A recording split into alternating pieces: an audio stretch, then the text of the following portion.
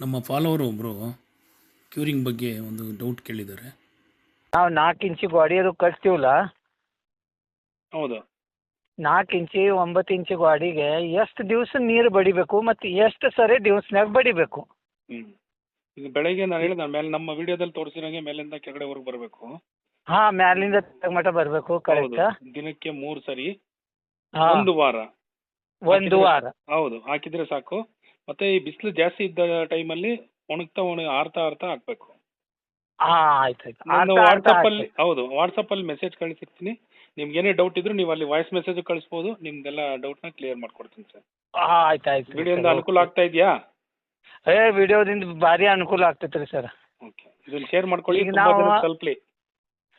ಅದು ಕಳಿಸ್ತೀನಿ, ಇದು ಶೇರ್ ಮಾಡತ್ತೀನಿ. ಇದೇ ರೀತಿ ನಿಮ್ಗೆ ಯಾವುದೇ ಕನ್ಸ್ಟ್ರಕ್ಷನ್ ರಿಲೇಟೆಡ್ ಡೌಟ್ ಇದ್ದರೂ ನನಗೆ ಕಮೆಂಟ್ ಮಾಡಿ, ಇಲ್ಲಾಂದರೆ ನನ್ನ ನಂಬರಲ್ಲಿ ಕಾಲ್ ಮಾಡಿ ನಿಮ್ಮ ಡೌಟ್ನ ನಾನು ಕ್ಲಿಯರ್ ಮಾಡ್ತೀನಿ. Thank you.